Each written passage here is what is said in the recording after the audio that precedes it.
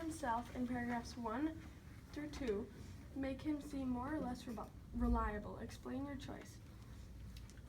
I think it makes him seem less reliable. Oh my gosh, I can't talk. If that was all you read, if like you only read the first 2 paragraphs, then and compared to the rest of the story, it makes him sound reliable. But if you read just those 2, then it doesn't make him sound reliable. If that makes any sense? Like if you just read the first 2, it makes him sound not reliable. But if you compare it to the rest of the story, that makes him sound a little bit more reliable. I said in the passage he said he didn't really intend to kill the old man, but he still did, which means like even though he didn't really, I guess, want to in a sense, he still did it, which means he couldn't really like control himself. So kind of wasn't really, I don't know if that made any sense. Like he didn't want to, but he still did. So he kind of can't really control what he wants to do. So I don't know, it just didn't seem very reliable. That's kind of what I said too. I said that like he wasn't really reliable because he kind of talks about like Lily said, not wanting to really do it, but he couldn't control himself, and he was talking about like him being like a madman or whatever and stuff. So yeah, I agree with both of them. Like it says that he didn't want to, but he does it anyway, and he does it because because of the old man's eye, which is, I don't think any reliable person would want to kill a man because of his eye. I agree with Jacob, but I also had a crossed opinion where in the beginning he did say he had very acute senses, which made people think that he was crazy. So maybe it was just the oversensitivity that made him seem crazy, and he might actually be a reliable person.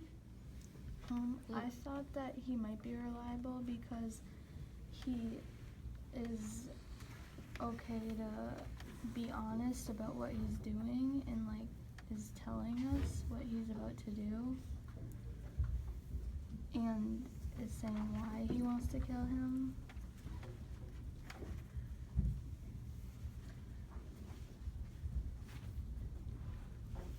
okay, in what way does the author's repeated image of the eye of the vulture help to create suspense?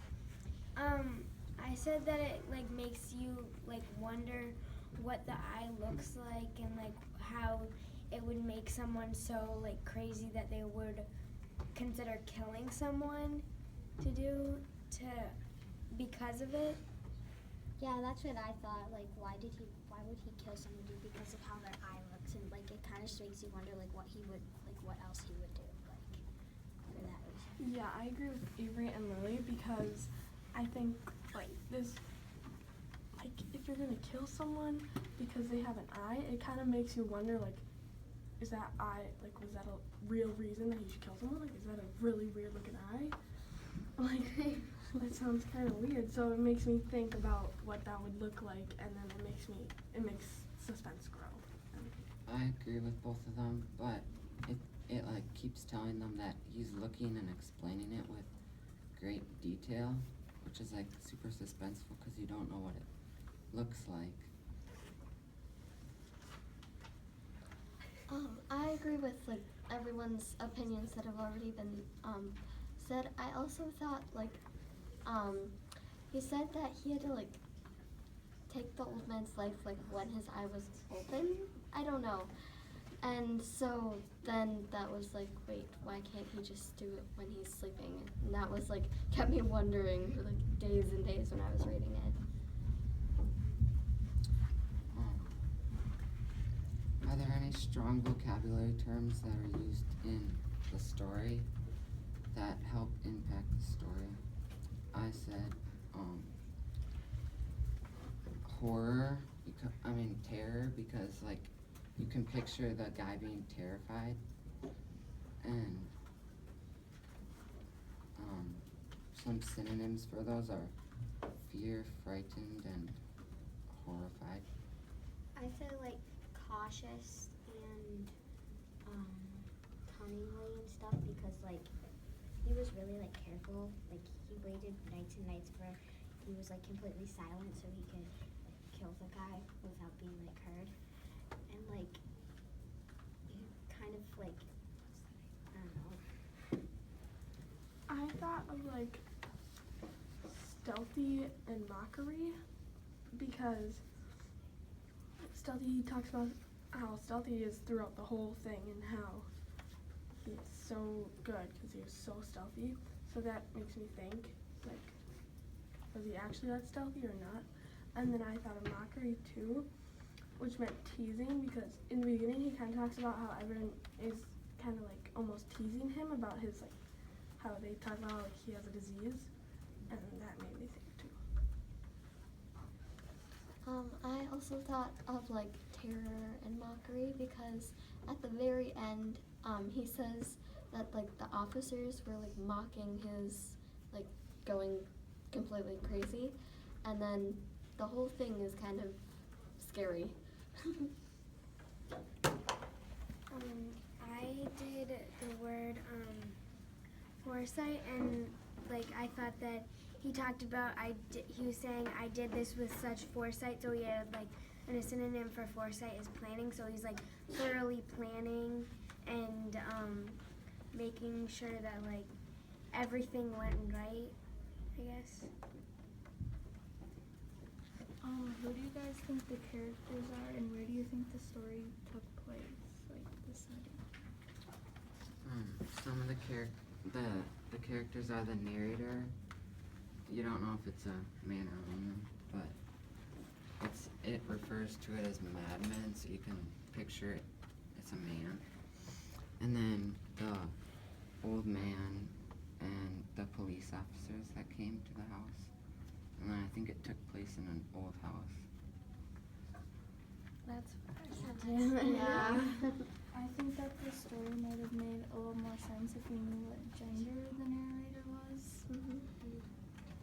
Yeah, I would agree with Allie because I know when I was talking to it with my people that I was sitting with while we were reading it, that was definitely a big topic that we thought about because there's so many different clues that could make it sound like a man or a woman, so it's a little bit confusing because you're like, who is it? Because I just think it would make so much more sense if we knew who, like, what kind of person the narrator was. I agree with Kitty and Allie. I actually went home and I was like, Mom, is this a guy or a girl? It's so confusing. Yeah. I think maybe we could have, if it explained what they were wearing or something, that could have given us a clue.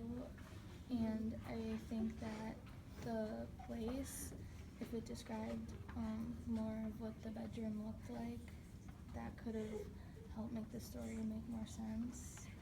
Yeah. What prevents the narrator from killing the old man during the first 7 nights? Explain how his inaction contributes to the suspense. I said the one thing that prevents the narrator from killing the old man is that his eye wasn't open for the first 7 nights, but on the 8th it was wide open.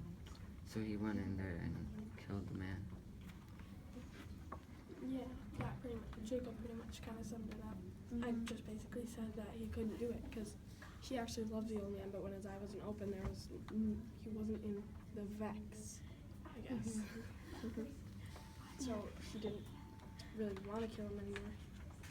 Like he couldn't kill him when the eye wasn't open because the eye was what was making him want to kill him. So the narrator makes his case to the police and thinks he has convinced them of his innocence. What happens next that leads to the narrator to finally confess?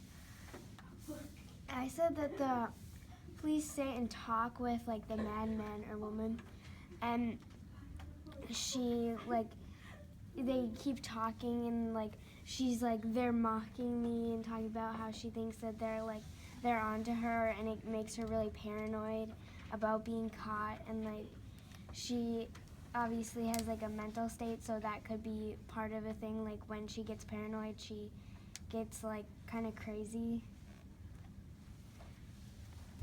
I agree with her, but the man, like, he's going insane, so he's like hearing the man's heartbeat over and over again in his head, but none of the other people hear it, so I think that he like went insane and he's the only one hearing it, so that's what makes him confess. Then it says like tell what it suggests about his mental state, and like he kind of just like lost it, like he couldn't keep himself together anymore basically, and that kind of goes back to like he probably isn't a reliable person. I agree with Lily on that because he obviously has some mental issues and some moral issues. Like he can't decide what is right and what is wrong, and something is not working right in his head. Obviously, if he like is going that crazy, because he obviously can't hear the heartbeat, but he thinks he can, so it makes him go really, really crazy. And that does go back to the reliable, like Lily said.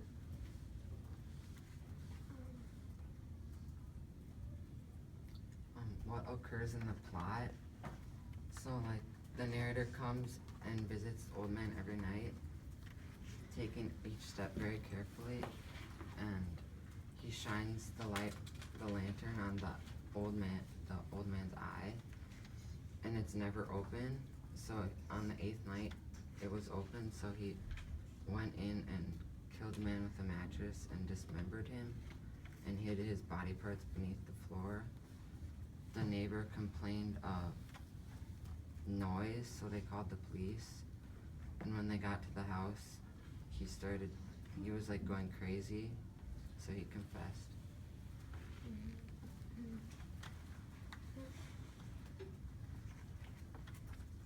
Okay, this is like my own question, but so I found some things in the story that like possibly suggested maybe the killer was related to the old man in some way.